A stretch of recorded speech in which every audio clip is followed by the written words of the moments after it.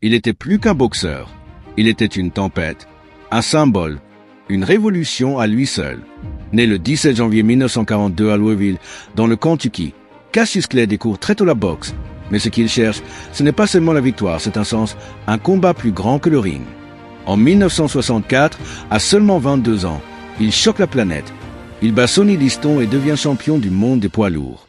Peu après, il embrasse l'islam et change de nom. Il ne s'appelle plus Cassius Clay. Il s'appelle Muhammad Ali. Et il n'est plus là pour plaire.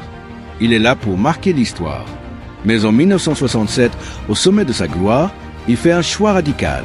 Il refuse de participer à la guerre du Vietnam. Il lance cette phrase qui deviendra légendaire. « Aucun Viet Cong ne m'a jamais traité de nègre ». Résultat, il est déchu de son titre, interdit de boxer. Pendant 3 ans, il est réduit au silence. On le croit fini. Pourtant, en 1970, il revient. Et en 1974, dans une nuit brûlante à Kinshasa, face au terrifiant George Foreman, il renverse le destin. Le Ronglin The Jang n'est pas qu'un combat.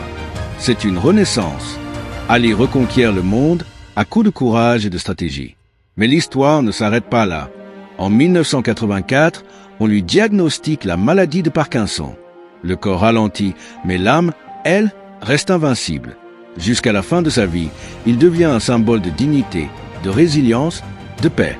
Parfois, rester debout pour ce que tu crois te coûte tout. Mais l'histoire, elle ne retient pas ceux qui plient. Elle glorifie ceux qui tiennent bon, même face à l'injustice. L'honneur vaut plus qu'une ceinture. Like et abonne-toi si tu aimes les histoires inspirantes.